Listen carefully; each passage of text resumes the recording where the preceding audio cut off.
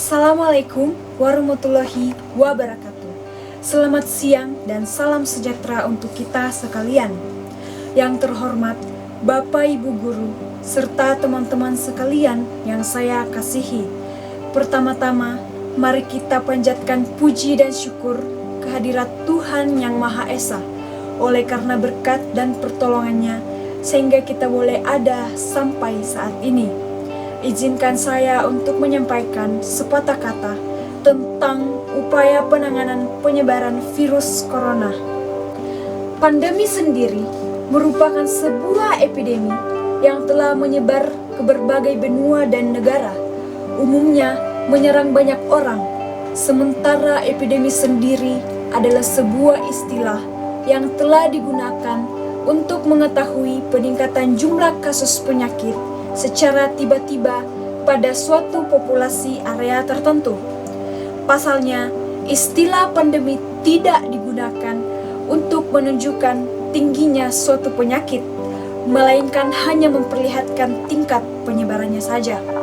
Perlu diketahui, dalam kasus pandemi COVID-19 ini menjadi yang pertama dan disebabkan oleh virus corona yang telah ada sejak akhir 4 tahun yang lalu.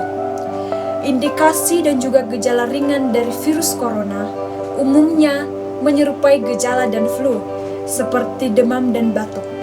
Diperkirakan gejala dapat muncul segera setelah 2 hari atau selama 14 hari setelah paparan.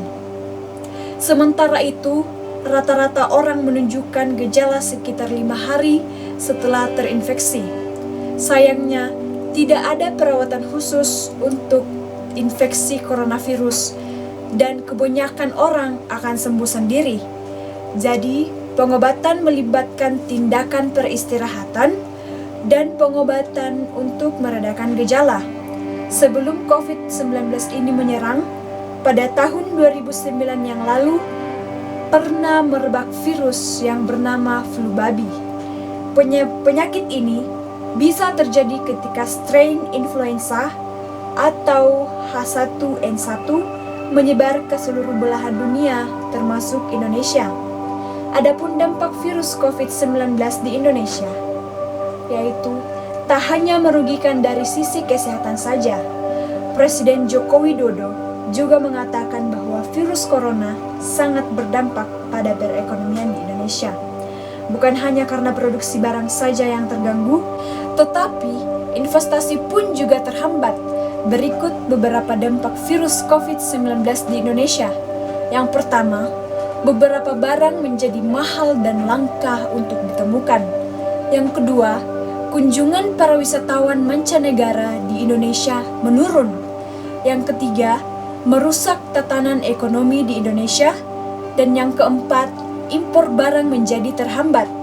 Selain daripada dampak virus COVID-19 di Indonesia, ada pun cara penanggulangan COVID-19, yaitu yang pertama, menjaga kesehatan dan kebugaran agar stamina tubuh tetap prima dan sistem imunitas kekebalan tubuh meningkat. Yang kedua, mencuci tangan dengan benar secara teratur menggunakan air dan sabun atau hand rub berbasis alkohol. Mencuci tangan sampai bersih, selain dapat membunuh virus yang mungkin ada di tangan kita, tindakan ini juga merupakan salah satu tindakan yang mudah. Sekitar 98% penyebaran penyakit bersumber dari tangan kita. Karena itu, menjaga kebersihan tangan adalah hal yang sangat penting. Yang ketiga, jaga jarak setidaknya 1 meter dengan orang lain. Jika Anda terlalu dekat, Anda dapat menghirup droplet dari orang yang mungkin menderita COVID-19.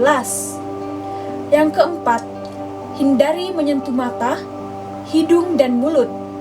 Yang kelima, gunakan masker dengan benar hingga menutupi mulut dan hidung ketika Anda sakit atau saat sedang keluar rumah. Dan yang terakhir, buang tisu dan masker yang sudah digunakan ke tempat sampah dengan benar, lalu cucilah tangan Anda. Di Indonesia, pemerintah menerapkan kebijakan pemberlakuan pembatasan kegiatan masyarakat untuk menekan penyebaran virus ini.